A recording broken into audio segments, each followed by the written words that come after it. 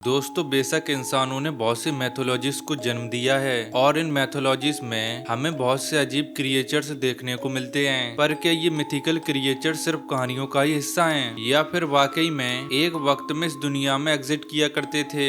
ये जानने के लिए वीडियो पूरी देखना। Number 7, giant serpent. दोस्तों जायंट सरपेंट या स्नेक किसी एक मैथोलॉजी में फेमस नहीं है, क्योंकि अगर आप नॉर्थ मैथोलॉजी को देखोगे तो आपको योरमन गांडा जैसा जायंट सरपेंट देखने को मिलेगा। वहीं इजिप्शियन मैथोलॉजी में भी हमें अपोपस जैसा जॉइंट सरपेंट देखने को मिलता है और इन दोनों से पुराने हमारे हिंदू धर्म में भी हमें वासुकी नामी जायंट स्नेक देखने को मिलता है। असल में ये स्नेक रियलिटी में एग्जिस्ट किया करते थे। खास तौर पर मैं यहाँ टाइटैनोबोआ और वासुकी इंडिकस की बात कर रहा हूँ, क्योंकि जहाँ टाइटैनोबोआ 42 फीट तक होते थे, जो कि एक सिटी बस के जितना बड़ा साइज है, वहीं वासुकी इंडिकस 50 फीट तक होते थे, जो लगभग 3 लिमोजिन कार्स के बराबर होते थे। इसलिए तो ये दोनों जायंट स्नेक अपने टाइम के बहुत खतरनाक जानवर हुआ करते थे, जो कि किसी भी एनिमल का सांस रोककर उसे आसानी से निगल लिया करते थे। वैसे टाइटैनोबोआ मॉडर्न डे साउथ अमेरिका के कॉन्टिनेंट में पाए जाते थे, जहां आज अमेज़न जंगल है, और वहीं वासुकी इंडिकस इंडिया के गुजरात डिस्ट्रिक्ट से डिस्कवर हुए थे, जिसका मतलब ये प्री हिस्टोरिक इंडियन सब कॉन्टिनेंट में पाए जाते थे। इसी वजह से इनका नाम भी हिंदुइज्म के वासुकी स्नेक से लिया गया है। Number 6, unicorn. दोस्तों यूनिकॉर्न जैसे क्रिएचर का सबसे पहले एविडेंस कहीं और से नहीं बल्कि पाकिस्तान और इंडिया के फेमस इंडस वैली सिविलाइजेशन की सील से मिलता है। वेल काफी लोग मानते हैं कि ये बस एक मिथोलॉजिकल क्रिएचर है, लेकिन दोस्तों इनके जैसा एक एनिमल इस दुनिया में जरूर आया था, क्योंकि आज से 40,000 साल पहले आइस एज के ठंडे तरीन दौर में इलास्मोथेरियम नामी जायंट हॉर्न वाले राइनोज इस दुनिया में घूमा करते थे। और आपकी इंफॉर्मेशन के लिए राइनोसोरस के क्लोजेस्ट रिलेटिव्स हॉर्स ही होते हैं। वेल अगर इलास्मोथेरियम के हॉर्न के साइज को कंपेयर किया जाए तो ये एक इंसान के बराबर होता था, और यही वजह है कि इनके पास इस दुनिया का लार्जेस्ट हॉर्न्ड एनिमल होने का रिकॉर्ड है। दरअसल क्लाइमेट चेंज और मॉडर्न ह्यूमंस के आने की वजह से ये इस दुनिया से एक्सटेंट हो गए थे। नंबर 5, यति और बिगफुट। दोस्तों आपने 2 पैर से चलने वाले इंसान जैसे बंदर का तो जरूर सुना होगा। इसे हिमालय कल्चर में यति के नाम से जाना जाता है, जो बड़े बड़े ठंडे माउंटेन्स के पास रहता है। इवन एक दफा तो 1951 में माउंट एवरेस्ट के पास इनका फुटप्रिंट भी कैप्चर किया गया था, लेकिन बाद में पता चला कि ये बियर का फुटप्रिंट था। वेल इसी क्रिएचर का एक वर्जन नॉर्थ अमेरिका के नेटिव अमेरिकन के बीच में भी बहुत फेमस है, जिसे बिग फुट के नाम से जाना जाता है। और इस क्रिएचर को भी एक बार 1967 में रिकॉर्ड किया गया था, पर काफी सोर्सेस का मानना है कि ये फुटेज सही नहीं है। लेकिन जो भी हो, आज से तकरीबन 3.7 मिलियन ईयर्स पहले अफ्रीका की सख्त गर्मी में एस्ट्रोलोपिथिकल नामी एनिमल्स घुमा करते थे, और ये बिल्कुल यति या बिगफुट जैसे दिखाई देते थे। वैसे ये एनिमल्स कोई और नहीं बल्कि हम इंसानों की एक अर्ली फॉर्म थी, क्योंकि हम इंसान एस्ट्रोलोपिथिकल्स की एक नस्ल से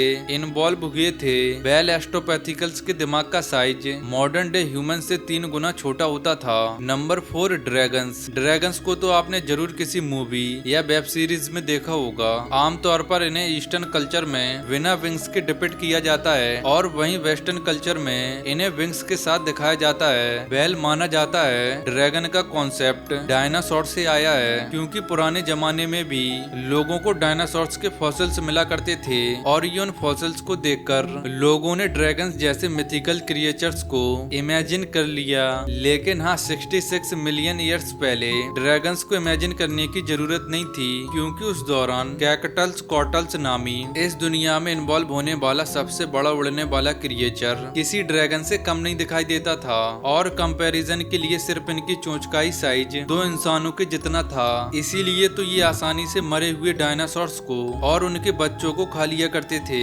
वैसे कॉकटस कॉटल्स उड़ने वाली रेप्टाइल्स के ग्रुप टेरासोर्सेस को बिलोंग करते हैं, और ये रेप्टाइल्स का ग्रुप क्रिएटेस्ट एक्सटेंशन में एक्सटेंड हो गया था। नंबर 3, कथुलू। दोस्तों बेशक कथुलू एक मॉडर्न मैथोलॉजिकल क्रिएचर है, जिसे द कॉल ऑफ कथुलू नामी फिक्शन शॉर्ट स्टोरी में पहली बार 1928 में इंट्रोड्यूस किया गया था। इसमें कथुलू को खौफनाक सा दिखने वाला एक ऑक्टोपस जैसा जायंट मॉन्स्टर बताया गया है, और ये अजीब क्रिएचर समंदर की गहराइयों में रहना पसंद करता है। वेल अगर आप क्रिटेरियस पीरियड यानी डायनासोर्स के जमाने में जाओगे तो आपको वाकई में कथुलू जैसे दिखने वाले खौफनाक जायंट सेफलोपॉड्स जरूर समुद्र की गहराइयों में देखने को मिलते हैं, जिसकी सबसे बड़ी मिसाल टूसोटूथस है। ये एनिमल 40 फीट तक लंबे हुआ करते थे और अगर ये साइज कंपेयर किया जाए तो 2 जिराफ के जितना है। इसी वजह से टूसोटूथस आराम से मूसासोरस का शिकार किया करते थे। वेल माना जाता है ये 66 मिलियन ईयर्स पहले होने वाले एस्टेरॉयड के इम्पैक्ट से